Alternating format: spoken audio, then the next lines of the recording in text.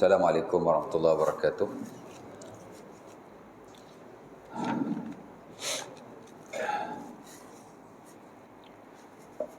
Innal hamdalillah nahmaduhu wa nasta'inuhu wa nastaghfiruhu wa na'udzu billahi min shururi anfusina wa min sayyiati a'malina may yahdihillahu fala mudilla lahu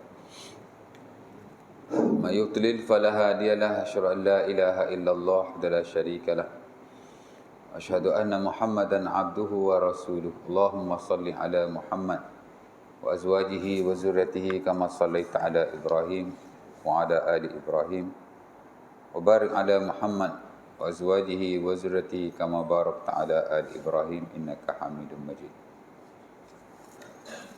Rabbana zidna ilma warzuqna fahma wa taqabbal minna innaka antas samiul alim walhamdulillahi rabbil alamin.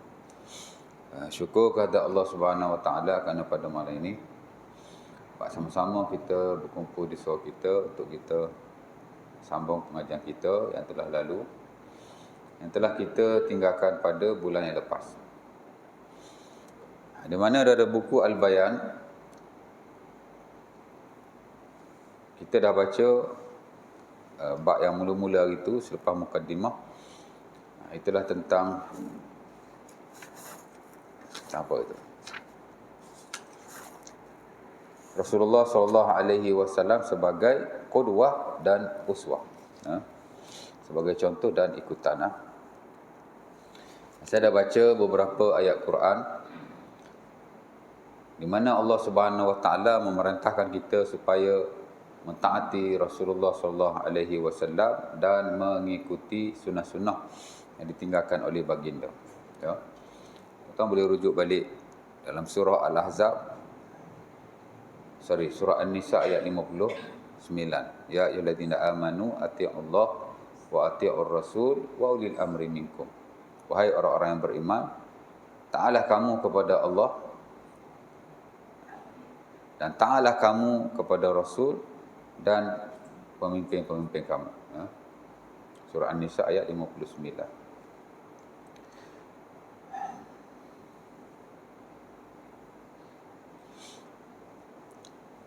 Dan Allah Subhanahu Wa Taala melarang kita menyalahi atau bercanggah dengan ajaran Rasulullah SAW. Saya juga telah baca beberapa ayat Quran yang berkaitan dengannya. Ya. Tuan-tuan boleh rujuk dalam surah An-Nisa juga ayat 115. Di mana kata Allah, "Wa may yushaqiqir rasul min ba'di ma tabayyana lahumul huda wa yattabi' ghayra sabilil mu'minin nuwallihi ma tawalla wa nuslihi jahannam wa sa'at masira." Sesiapa yang menyanggahi Rasulullah SAW setelah nyata akan sesuatu keterangan itu. Memanglah Nabi dah nyatakan. Mana ada yang tidak dinyatakan, ya. Yang tugas Nabi memang nak ajar kita pun. Ya. Jadi Nabi dah ajar kesemuanya, kita ikut saja. Dan kita tak boleh bercanggah. Allah Taala kata siapa-siapa yang bercanggah dengan ajaran Rasulullah SAW setelah nyata kepada akan keterangan itu, maka dan dia tidak ikut jalan orang-orang yang beriman. Kerana orang yang beriman jalan dia ialah dia taatlah pada Rasulullah SAW. Ya. Kalau bercanggah kata Allah, nuwallihi ma tawalla. Kami akan beri kepadanya apa yang dia layak dia dapat daripada azab Allah. Wa nuslihi jahannam. Dan akhirat nanti kami akan masukkan dia ke dalam jahannam. Wa sa'at masira. Dan itulah seburuk-buruk tempat kembali. Ya. Dan ada lagi ayat lain yang saya dah baca dulu pada tuan-tuan. Dan saya dah berkongsi juga beberapa hadis penting yang dikaitkan dengan kepentingan beramal dan mengikuti ajaran Rasulullah SAW. Ada hadis yang diriwayatkan oleh Al-Imam Tirmizi rahimahullah daripada Irbad bin Sariyah. Alaikum bisunnati wa sunnatil khulafa'ir rasyidin al-mahdiyyin addu 'alaiha bin nawajis. Adalah kamu mengikuti sunnahku dan sunnah khulafa'ur rasyidin yang diberi petunjuk al-mahdiyyin addu 'alaiha bin nawajis. Kamu kena gigit dengan gigi geraham kamu kuat-kuat. Mana kena ikut betul-betul lah. Ya. Wa iyyakum wa muhdatsatil umur fa inna kulla muhdatsatin dhalalah. Dan hendaklah kamu berhati-hati dengan perkara-perkara baru. Ya. Ya, bukanlah ajaran Rasulullah sallallahu alaihi wasallam, tapi dikatakan ajaran Nabi. Kerana sesungguhnya setiap perkara baru itu adalah suatu kesesatan. Saya dah baca hadis man raghiba an sunnati falaysa minni, kisah 3 orang pergi rumah Nabi nak tanya tentang ibadah Nabi tu. Hadiah panjang yang diriwayatkan oleh Imam Muslim rahimahullah. Baik. Dan akhir itu saya juga baca hadis yang diriwayatkan oleh Amru bin Auf Al-Muzani, seumpama diriwayatkan dalam Sunnah At-Tirmizi, di mana sabda Rasulullah sallallahu alaihi wasallam, innahu man ahya sunnatan min sunnati qad umitat ba'di fa inna lahu minal ajri mithla man amila biha min ghairi an yunqasa min ujurihim syai'a. Sesiapa yang menghidupkan, man ahya sunnati, siapa yang menghidupkan sunnahku, qad umitat, yang mana sunnah itu telah mati. Ya, mana orang tak amal lah. Siapa yang menghidupkan sunnahku, yang ini yang mengamalkan sunnah. Dan keadaan sunnah itu sudah tidak ada, dah mati. Qad umitat, yang telah dimatikan. Ya.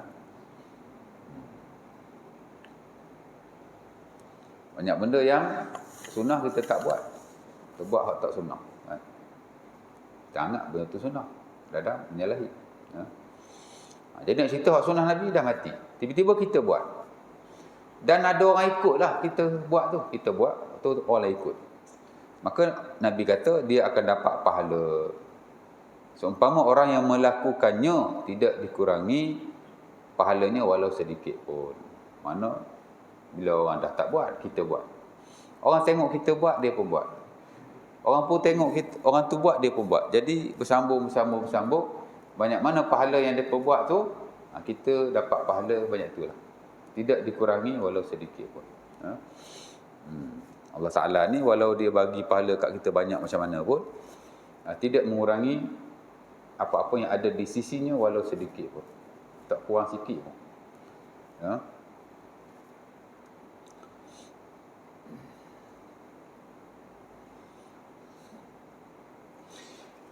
Baik, malam ni kita masuk tajuk yang baru. Itulah kepentingan berpegang dengan sunnah Rasulullah sallallahu alaihi wasallam. Ya, hari itu dia kata Nabi ni sebagai contoh dan ikutan. Hak ni kepentingan berpegang dengan sunnah Rasulullah. Maksudnya kenapa kita nak kena ikut dan mengamalkan sunnah Rasulullah sallallahu alaihi wasallam, ya?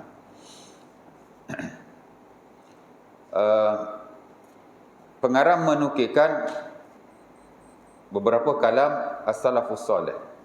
Ya, ulama yang terawal lah, ya. Antaranya Al-Imam Ahmad rahimahullah dinukilkan oleh Al-Imam, siapa nukilkan ni? Dinukilkan dalam kitab Al-Jami' li Akhlaqir Rawi. Siapa pengarang kitab ni?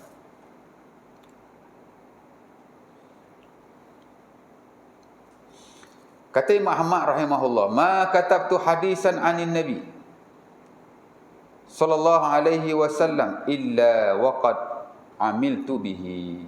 Imam Ahmad kata, tidaklah aku menulis suatu hadis daripada Rasulullah sallallahu alaihi wasallam melainkan aku akan beramal dengannya terlebih dahulu. Ya. Imam Ahmad ni dia hafal hadis. Ya. Bahkan Musnad Ahmad rahimahullah antara buku sunan yang memuatkan hadis-hadis yang banyak daripada Rasulullah sallallahu alaihi wasallam. Lagi banyak daripada Sahih Bukhari, lagi banyak daripada Sahih Muslim. 20,000 lebih hadis. Kan Sahih Bukhari 9,000 saja. Sahih Muslim pun lebih kurang aja. Ya. Jadi tak sampailah macam Musnad Ahmad. Musnad Ahmad 20,000 lebih. Ya. Di mana hadis-hadis yang beliau kumpulkan disusun mengikut senarai para sahabat Rasulullah sallallahu alaihi wasallam. Kebiasaannya buku-buku sunan atau hadis ada, dia disusun mengikut bab-bab dalam fiqh. Mayang, puasa, zakat, haji, dia susun macam tu. Ya. Sahih Bukhari, Sahih Muslim, Sunan Abi Daud, dia ikut bab-bab yang ada dalam fiqh. Tapi Musnad Ahmad hadis disusun mengikut nama periwayat di kalangan sahabat Rasulullah sallallahu alaihi wasallam. Dia tak ikut bab-bab dalam fiqh. Dia lain sikit cara penyusunan. Tapi nak cerita hadis yang banyak lah. More than 20,000. Saya tak ingat berapa precisely. Tapi 20,000 lebih. Banyak lah ya.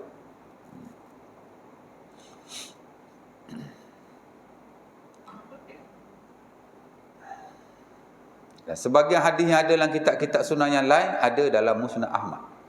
Jadi dia ada buku yang penting. Ya. Jadi Muhammad kata, aku tak tulis satu hadis, aku tidak meriwayatkan, melainkan aku akan amalkan terlebih dahulu. Amal dulu. Mana dia tulis tu dia buat terus. Dia amal terus. Ya. Baik. Yang kedua, Nafi' pula berkata. Nafi' ni ialah pembantu kepada Ibnu Umar radhiyallahu taala anhu. Malah banyak hadis yang dikaitkan dengan Ibnu Umar diriwayatkan daripada beliau. Nama dia Nafi'. Apa kata Nafi'? Lau nazarta ila Ibni Umar radhiyallahu taala anhu idza taba'a athara an-nabi. Abu ni. Laqulta hadza majnun. Kata Nafi', kalau kamu lihat kepada Ibnu Umar betapa dia mengikuti kesan-kesan Rasulullah SAW, nescaya kamu akan berkata lelaki ini adalah seorang yang gila. Karena Ibnu Umar antara sahabat yang dia follow Rasulullah SAW, betul-betul follow. Ya. Nabi pernah kencing berdiri di satu timbunan sampah. Dia pun pergi kencing juga satu timbunan sampah. Macam Nabi kencing. Cara kencing Nabi pun dia ikut juga. Nabi pernah kencing dalam satu tempat tu dekat timbunan sampah. Dia panggil subata. Dia pun kencing kat subata juga. Kencing pun dia ikut Nabi. Nabi pernah kencing kat timbunan sampah. Dia pergi kencing kat timbunan sampah. Ada satu pokok, bila Nabi nak lalu, Nabi rendahkan kepalanya. Kerana ada pokok. Zaman Nabi dah tak ada, pokok tu dah tak ada. Dia lalu, dia tunduk juga. Betul lah tu kata Nafi'. Kalau mu tengok Ibnu Umar, cara dia follow Rasulullah, mu akan kata dia gila.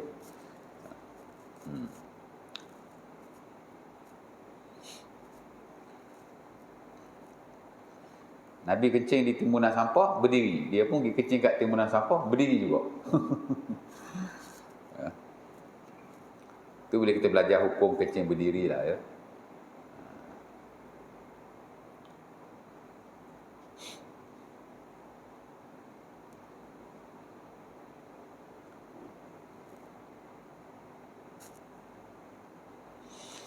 Baik, kemudian Az-Zuhri pula berkata. Az-Zuhri ini juga tabi'in.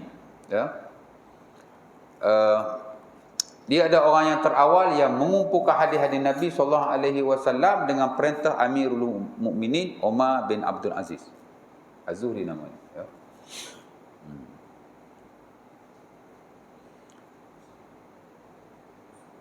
Dan dia antara periwayat penting pada zaman tabi'in dan ulama besar juga sehingga ada mazhab Az-Zuhri. Dan dia juga meriwayatkan sebagai hadis ada dalam Bukhari. Ya. Dan kitab-kitab sunnah yang lain. Zuhri ni kira orang yang famous lah. Tabi'in yang famous. Kana mamadha min ulama'ina yaquluna innal i'tisam bisunnah najatun. Katanya, telah berkatalah orang dulu-dulu di kalangan ulama kita bahawa berpegang dengan sunnah, yakni amalan Rasulullah SAW, najatun, adalah satu kejayaan. Nak berjaya tak berjaya, dia kata mu tengok sejauh mana mu ikut apa yang dilakukan oleh Rasulullah SAW, apa yang disunnahkan dan diamalkan oleh bagi dia. Tengok situ. Kalau mu ikut hak tu, ia satu kejayaan bagimu. Tapi kalau kamu tak ikut, kalau mu nampak berjaya pun tak berjaya juga kata. Jadi dia kata kejayaan tu ialah bergantung kepada sejauh mana kita i'tisam ataupun berpegang dengan sunnah Rasulullah SAW. Baik. Kemudian si pengarang mendefinisikan sunnah. Sunnah dari sudut bahasa adalah jalan atau kehidupan, sama ada ia bersifat terpuji atau sebaliknya. Adapun dari sudut istilah, sunnah terbahagi kepada dua. Itulah di antara ahli hadis dan ahli usul. Di sisi ahli hadis, sunnah adalah sesuatu yang disandarkan kepada Rasulullah sallallahu alaihi wasallam, sama ada perkataan, perbuatan atau pengakuan, persetujuan. Perbuatan disebut fi'li, kata-kata disebut qauli, pengakuan disebut sebagai takriri. Jadi apa-apa yang berhubung kait dengan kata-kata Nabi, perbuatan Nabi dan pengakuan Nabi, ia adalah sunnah Rasulullah sallallahu alaihi wasallam. Ya. Kata-kata Nabi maksudnya apa yang Nabi katalah. Biasa kita tengok teks hadis tu kan. Daripada Ibnu Abbas qala Rasulullah. Berkatalah Rasulullah. An Abi Hurairah qala Rasulullah. Daripada Abi Hurairah berkatalah Rasulullah. Ataupun sami'tu Nabi yaqul, aku dengar Nabi kata. Itu semua adalah sunnah kerana Nabi SAW telah berkata. Dipanggil sunnah qauliyah, kata-kata lah, sunnah kata-kata. Ada juga qauli, yakni perbuatan Rasulullah. Perbuatan Rasulullah ni sahabat bagi tahu Nabi buat apa. Ya. Tadi sahabat kata, Nabi kata. Itu dipanggil qauli. Kata-kata. Sunnah kata-kata. Sunnah perbuatan, sahabat bagi tahu apa Nabi buat. Kana Nabi idza tawaddaa istawqafa salasan. Lafaznya biasa macam tu. Adalah Nabi sallallahu alaihi wasallam, kana Nabi idza, kata Aus As-Saqafi dalam Sahih Bukhari, kana Nabi idza tawaddaa istawqafa salasan. Nabi sallallahu alaihi wasallam bila dia berwuduk, dia basuh tangan sebanyak 3 kali. Dia cerita apa Nabi buat. Itu dia panggil fa'li. The doings of the prophet. Tadi the sayings of the prophet. Apa hak Nabi cakap. Hak ni apa hak Nabi buat. Macam mana kita tahu apa hak Nabi cakap? Sahabat kata, Nabi kata lah. Macam mana kita tahu Nabi buat? Sahabat bagi tahu apa yang Nabi buat. Macam kata Aus tadi, Nabi bila berwuduk, Nabi akan basuh kedua pergelangan tangan. Ya. Kerana Nabi idza qama liyatahajjad yashushu fahu bisiwak. Ya. Kata Huzaifah dalam Sahih Muslim, Nabi SAW bila dia bangun untuk bertahajud, dia menyucikan mulutnya dengan siwak. Kita bangun gosok gigi, samalah ya. Siwak ni pada perbuatan menyucikan mulut. Apa-apa kita sucikan mulut kita dengan apa-apa alat, dia adalah siwak.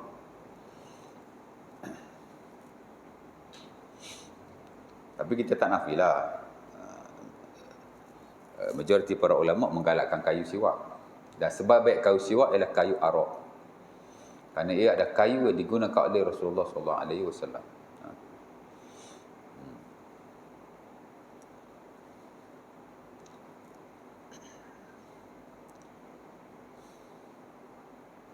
Jadi kata Huzaifah, Nabi bila bangun malam, dia nak tahajud, dia siwak dulu. Ya, siwak dulu.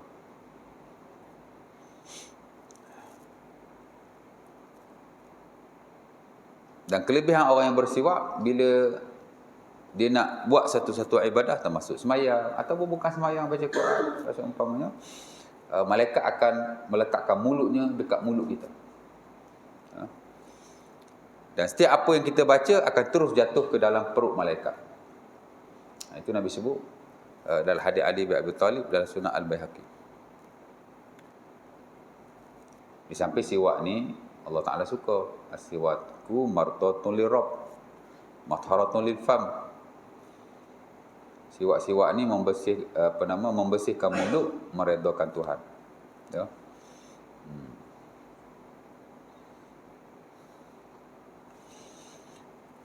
Itu qauli ya, itu fi'li ya, perbuatan the doings of the prophet. Satu lagi pengakuan lah. Baik, hak kata buat tadi, ada sahabat kata Nabi buat. Macam tadilah ya. Aus kata Nabi basuh tangan, Huzaifah kata Nabi buat begitu, Nabi siwak bila tahajud. Ya. Kadang-kadang sahabat buat. Dia kata macam inilah Nabi buat. Ada juga macam tu, ha? Macam Uthman bin Affan dalam Sahih Bukhari dan Muslim, dia ambil wuduk. Dalam hadis Humran, bila kita belajar bab wudu kan, hadis yang paling top hadis Humran lah. Hadis yang panjang yang mana beliau menyatakan bagaimana Sayyidina Osman berwudu. Humran ni dia pembantu lah, macam Nafi' tadi lah, pembantu Ibnu Umar. Humran ni pembantu kepada Osman bin Affan. Jadi dia nampak Osman ni ambil wudu. Satu persatu. Bila Osman dah ambil wudu, Osman kata, inilah wudu Rasulullah sallallahu alaihi wasallam. Ya. Ra'aitun Nabi tawadda mithla wudu'i hada. Ya. Inilah cara Nabi sallallahu alaihi wasallam berwudu, macam aku wudu. Itu juga disebut sebagai perbuatan Rasulullah sallallahu alaihi wasallam. Ali bin Abi Talib dalam Sunan Abi Dawud pun sama juga. Dia ambil wudu, ujung tu dia kata, inilah wudu Rasulullah sallallahu alaihi wasallam. Jadi dia buat dulu. Lepas tu dia kata Nabi buat macam ni ya.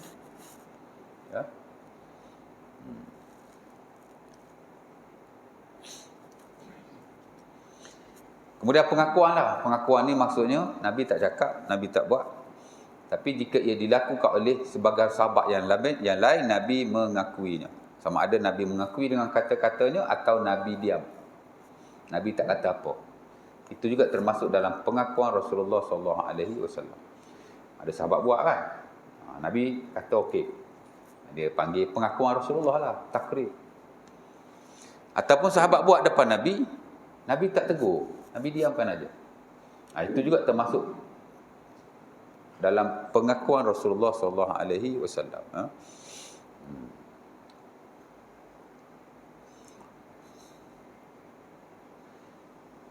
Dalam Sahih Bukhari, Nabi dengan beberapa orang sahabat termasuk Khalid bin Al-Walid, Nabi dihidangkan dengan daging dab.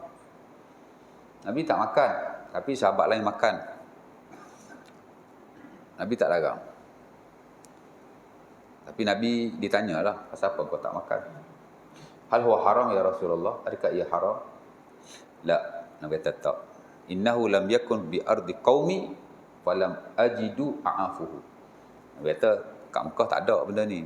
Jadi aku tak ada selera lah. Ya. Itu termasuk pengakuan Rasulullah. Mana Nabi tengok sahabat buat, Nabi tak tegur lah. Ya.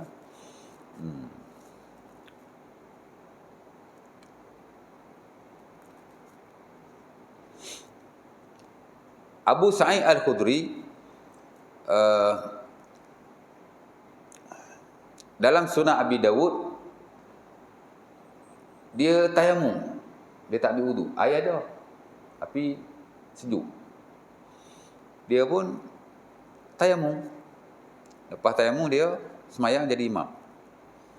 Ada sahabat ni, dia tahulah Abu Sa'id ni bukan Abu Sa'id Amr bin Al-As. Ya. Jadi sahabat lain tahu dia ni apa nama, bukan tak berwudu, tak mandi wajib. Dia berjunub. Dia tak mandi wajib. Dia tayamum saja. Lepas tu dia jadi imam. Ya. Amr bin Al-As. Jadi ada orang report kat Nabi lah. Kan?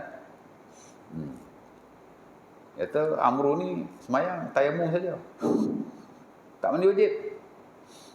Jadi Nabi tanyalah Amru, pasal apa? Dia pun kata, inni zakartu qaula Allah azza wa jal, la taqtulu anfusakum innahu kana bikum rahima. Dia kata, aku teringat kalam Allah Subhanahu wa taala, la taqtulu anfusakum innallaha bikum rahima. Jangan kamu bunuh dirimu, kerana Allah Ta'ala itu maha merahmati. Dia kata takut nanti kalau aku mandi, mati. Sedangkan Allah Ta'ala tak bagi kita bunuh diri. Nabi diamkan saja. Nabi tak kata ya, Nabi tak kata tak. Lam yungkir Rasulullah sallallahu alaihi wasallam. Nabi tak ingkar, Nabi diam. Itu termasuk pengakuan. Baik. Jadi dia kata ahli hadis ada mendefinisikan sunnah, ahli usul pun ada mendefinisikan sunnah. Sebenarnya definisi itu dia ada banyak beza. Tapi secara amnya, bila sebut sunnah, ia merangkumi aqwalun Nabi wa af'aluhu wa taqariruhu. Perbuatan Nabi, kata-kata Nabi dan pengakuannya. Ya. Kebiasaannya dia akan berkisar dalam 3 hal itulah. Biografi ringkas Rasulullah SAW. Biografi ini orang Arab panggil tarajum. Tarajum. Ulama kita ada buku tarajum. Buku tarajum ni, atau juga disebut sebagai buku tabaqat. Dia tulis biodata setiap ulama, setiap zaman. Itu buku tarajum. Jadi ini biografi ataupun tarjamatu ataupun tarajum Rasulullah SAW secara ringkas. Sebelum kami membicarakan berkaitan beberapa sunnah Rasulullah harian yang diamalkan oleh baginda, ada baiknya jika kita mengenali sedikit latar belakang junjungan yang mulia ini secara ringkas. Kami menukilkan sebagian biografi ringkas ini daripada karya Al-Imam Ibn Qudamah Al-Maqdisi yang bertajuk Mukhtasar Sirati Rasulullah SAW. Dia ambil daripada buku sejarah lah ya. Pertama, nama dan kunyah Rasulullah SAW. Kunyah Nabi Abu Qasim,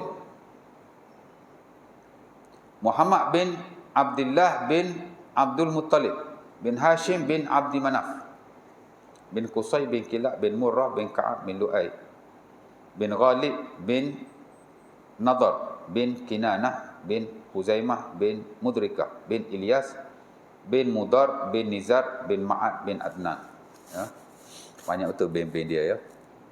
Orang Arab memang dia simpan sanad keturunan. Kita tahu. Ya.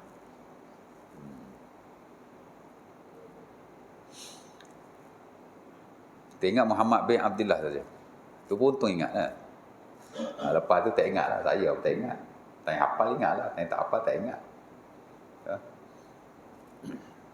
Wajib ke? Tak wajib. Tak wajib tahu silsilah Rasulullah SAW. Kalau wajib, ramai berdosa. Ustaz-ustaz berdosa sekali.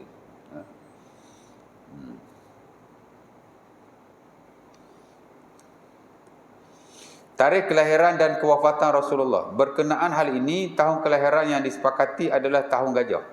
Dan bulan yang disepakati adalah bulan Rabiul Awal. Namun ahli sejarah telah berselisih pendapat berkenaan tarikh kelahiran Rasulullah SAW kepada beberapa pendapat. Sebenarnya dia kata Nabi lahir tahun gajah lah. Ini sepakat. Ulama sepakat Nabi lahir tahun gajah. Tapi tak sepakat bulan Nabi lahir. Dia kata bulan yang disepakati adalah bulan Rabiul Awal. Setahu saya bulan pun tak disepakati, tak sepakat. Majoriti lah kata Rabiul Awal, tapi bukan sepakat ya. Ada ulama kata Nabi lahir bulan Syawal. Ada yang kata Nabi lahir bulan Ramadan. Dan ada lagi pendapat yang kata Nabi lahir pada bulan-bulan yang lain.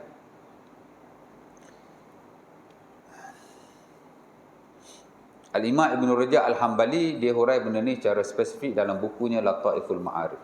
Saya ingat dia kata disepakati ni merujuk kepada majoriti lah. Majoriti kata Nabi lahir Rabiul Awal. Ya.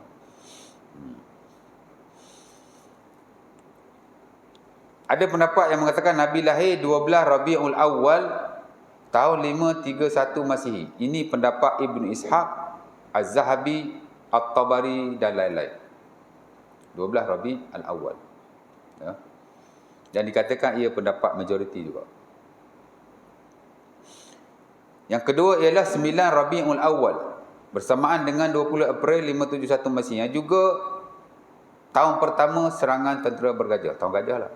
Pendapat ini disokong oleh Syekh Muhammad Sulaiman Al-Mansurfuri dan ahli falak terkenal Mahmud Bashar.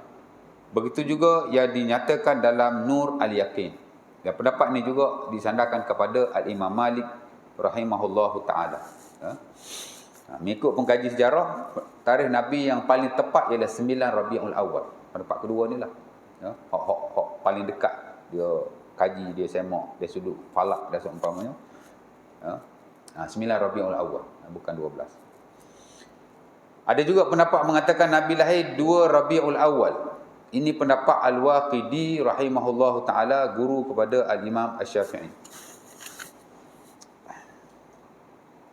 Ya ke? Al-Waqidi. Tak silap dia guru Imam Syafi'i lah. 8 Rabiul Awal ini berdasarkan pendapat dalam sifat dalam Safwatus Safwa, buku karangan Al-Imam Ibnu Al-Jauzi rahimahullah, disokong oleh Al-Imam Ibnu Abdul Bar, Al-Imam An-Nawawi, Al-Baihaqi dan lain-lain. Ini ulama besar jugalah ya. Ini hanya nukilan yang ada dalam buku-buku sejarah mereka. Pendapat dia lahir bulan sekian, hari bulan sekian ya. Tapi yang betul-betul sejarahnya kita tak tahu bila. Sementara orang Arab memang dia tak jaga tarikh kelahiran. Tarikh lahir bila tu tak penting. Ya. Dia penting kurung kelima atas. Baru orang sibuk duk bincang tentang kelahiran Rasulullah SAW. Kelahiran Nabi tidak dibincangkan pada zaman terawal. Zaman sahabat tidak ada. Zaman tabi'in tak ada. Dan selepas tu pun tidak ada. Lepas tu kita lihat ulama-ulama terawal, sebelum 500 Hijriah, tidak ada perbahasan tentang bila Rasulullah SAW lahir. Ya.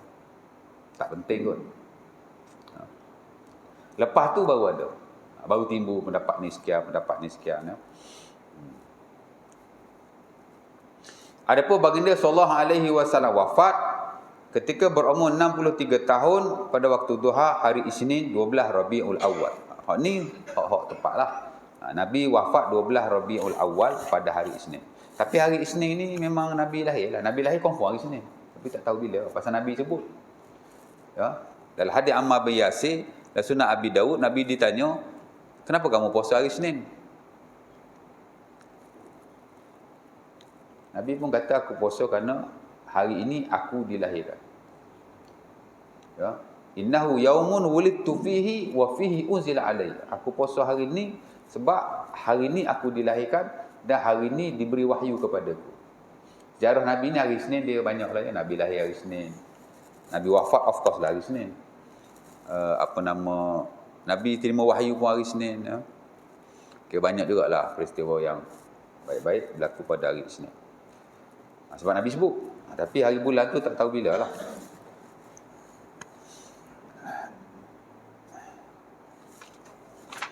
Isyak ke? Belum lagi kan? Ibu Rasulullah SAW, Aminah bintu Wahab, bin sampai habis. Ibu susuan Rasulullah, Suwaibah, yang merupakan hamba perempuan Abu Lahab.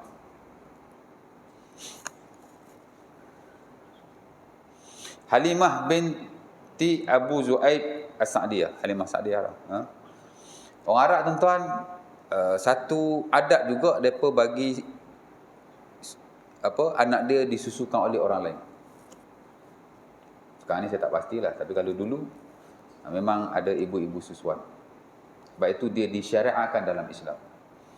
Kerana orang Arab memang kebiasaan dia bagi anak dia disusukan oleh orang lain.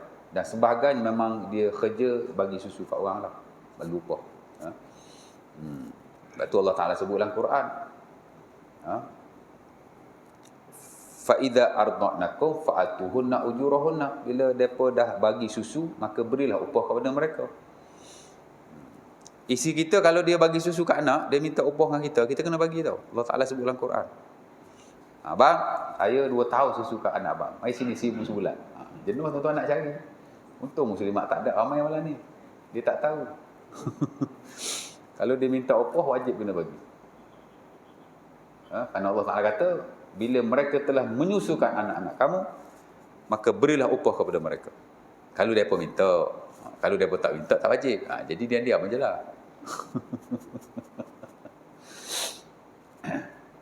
Itu kita belajar dalam babur radha'ah. Dalam bab pernikahan, ujung-ujung tu kan, sebelum bab nafkah, dia ada bab radha'ah. Bab susuan. Ya. Dan kita lah mazhab Syafi'i, ibu tak wajib memberi susu kepada anaknya. Kalau dia tak nak bagi susu ke anak kita, tak berdosa dia. Kita kena cari orang lain bagi susu kat dia. Kalau isteri kita tak nak susu kan.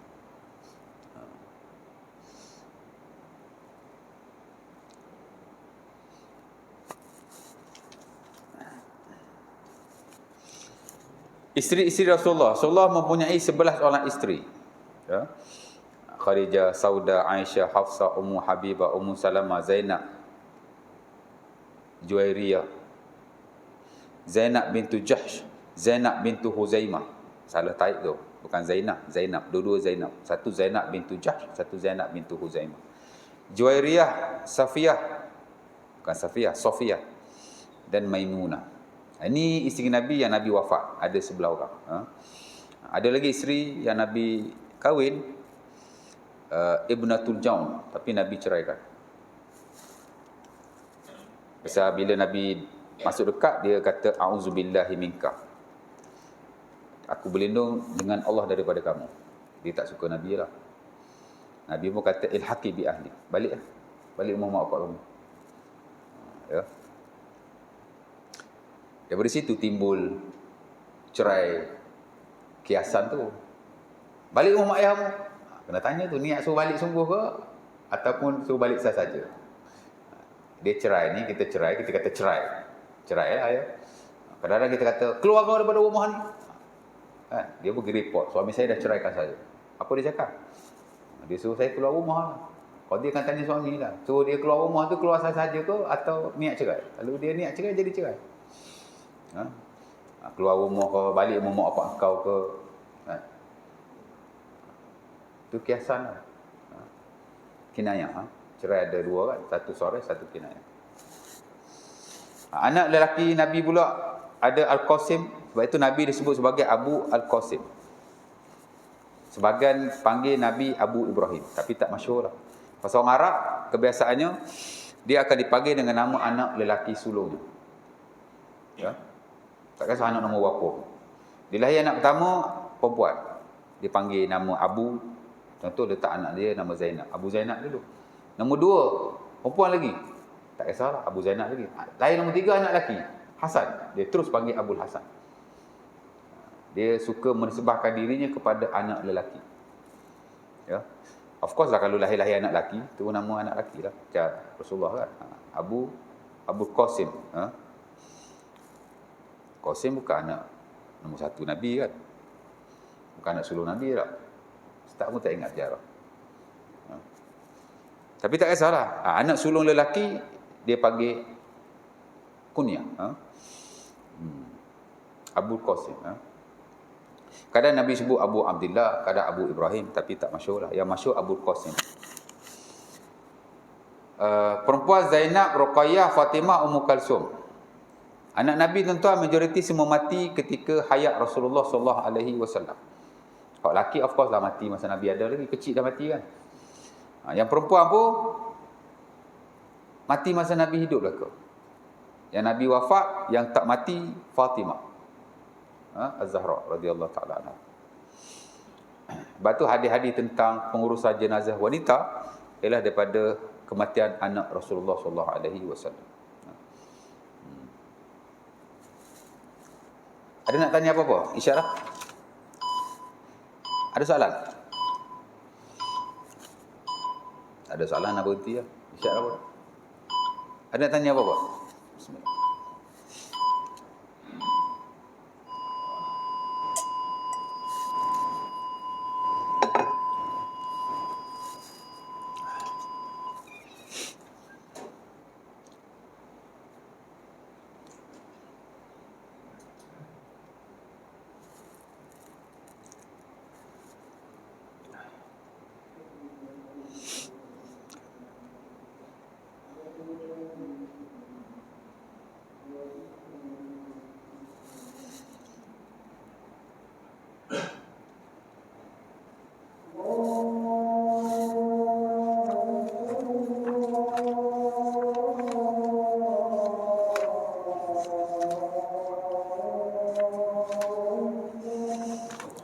Allahu Akbar.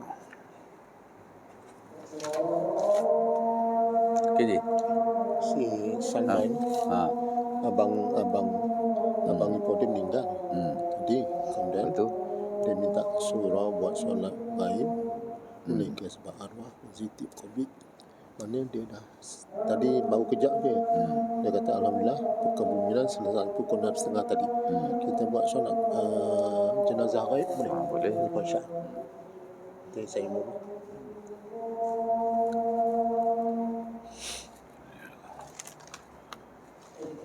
Sebab abang dia? abang ipar. Oh, abang ipar. Oh, ada lagi COVID-COVID Zulkifli Ahmad nama dia. lagi COVID, memang ada. Ha? Memang ada COVID. Oh, ada lagi mati kopi lagi.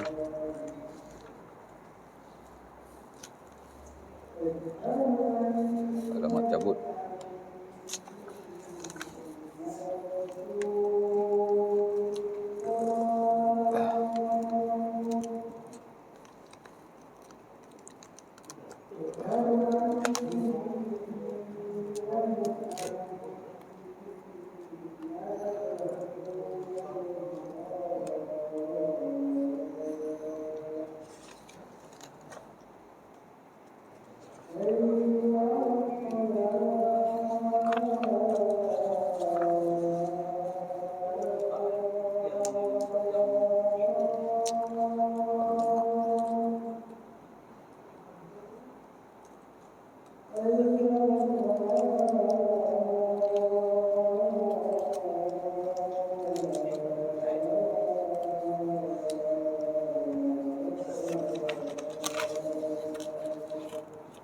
La haula wala quwwata illa billah.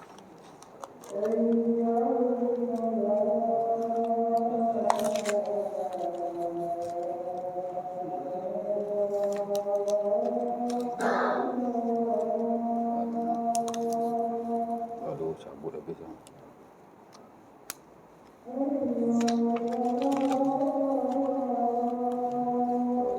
cabut dah.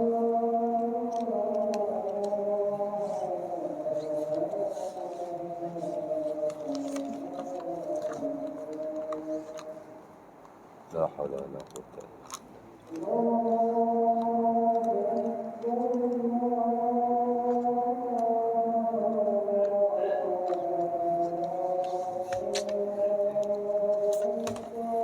Allah Akbar, Allah Akbar.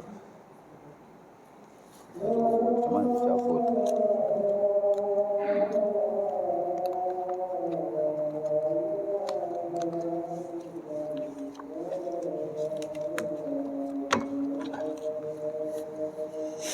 La ilaha illallah, Allahumma rabba hadis as-saqam Muhammad Masih.